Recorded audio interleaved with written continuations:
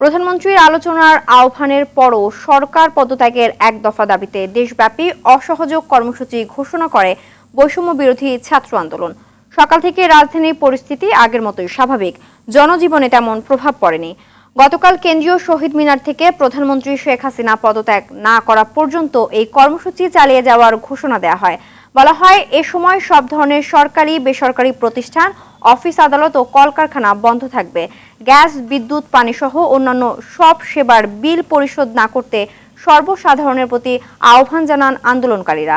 প্রবাসীদের রেমিটেন্স না পাঠানোর কথা বলা হয়েছে। আইনশৃঙ্খলা বাহিনীর সদস্যদের রুটিন দায়িত্বের বাইরে অন্য সব দায়িত্ব না পালনের আহ্বান আন্দোলনকারীদের।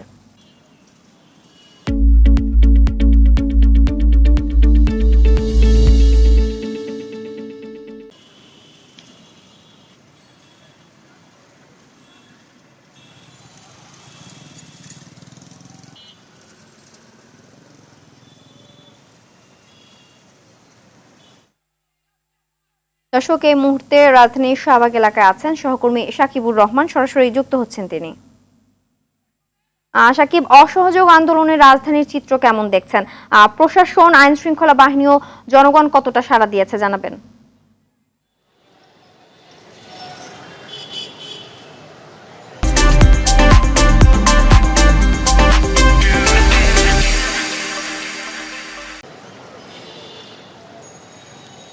সিনথিয়া, আসলে শিক্ষার্থীদের যে অসহযোগ আন্দোলনের ডাক দিয়েছে তারা এক দফা, তার পরিস্থিতিতে কিন্তু রাজধানী জুড়েই আমরা দেখছি যে যানবাহনের চলাচল অনেকটাই কম, গণপরিবহন একেবারে নেই বললেই চলে। হঠাৎ যখন গণপরিবহন আসছে, যে কিছু মানুষ বেরিয়েছেন তারা সেই গাড়িতে হুমড়ে পড়ছেন গাড়িতে ওঠার জন্য।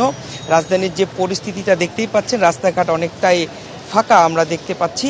সকাল থেকে আমরা বিভিন্ন রোডে দেখেছি, বেশিরভাগ রাস্তারই কিন্তু একই অবস্থা। বিভিন্ন রাস্তাগুলোতে মানুষের উপস্থিতি আগের তুলনায় অনেকটাই কম। আজকে রবিবার, অফিসের দিন, কিন্তু সেই তুলনায় মানুষের উপস্থিতি আমরা তেমনটা দেখছি না। এবং গণপরিবহনের সংকটের কথা যারা বেরিয়েছেন তারা বলছেন যে আসলে গণপরিবহনের সংখ্যা অনেকটাই কম, কিছুটা ভোগান্তি তাদের পোহাতে হচ্ছে। এছাড়াও কিন্তু আমরা শিক্ষার্থী যারা রয়েছেন তাদের যে কর্মসূচিগুলো রয়েছে তার মধ্যে তারা বলেছেন যে সকাল 10টা থেকে 11টার মধ্যে তারা জমায়েত হবেন রাজধানীর বিভিন্ন পয়েন্টে। তার মধ্যে একটি পয়েন্ট শাহবাগ।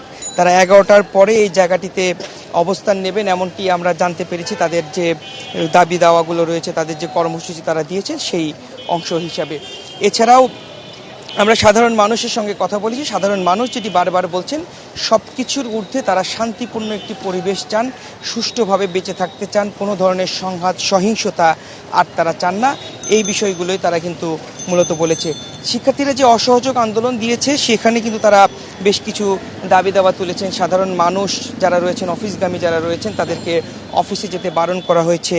বিদ্যুৎ বিল, পানির বিল, সব ধরনের বিল না দেওয়ার আহ্বান জানানো হয়েছে এবং সাধারণ মানুষকে বলা হয়েছে অফিস করবেন না, কিন্তু অফিসের যে বেতন সেটি তারা তুলে নেবেন। এই ধরনের অনেকগুলো দাবি তারা তুলে ধরেছেন। সব মিলিয়ে বলা চলে যে রাজধানীর জুড়ে এখন পর্যন্ত কিন্তু যানবাহনের উপস্থিতি কম। বেলা বাড়ার পরে কি হয় সেই পরিস্থিতি আমরা পরবর্তী সংবাদের মাধ্যমে দর্শকদেরকে জানিয়ে দেব। সিনথিয়া, ধন্যবাদ।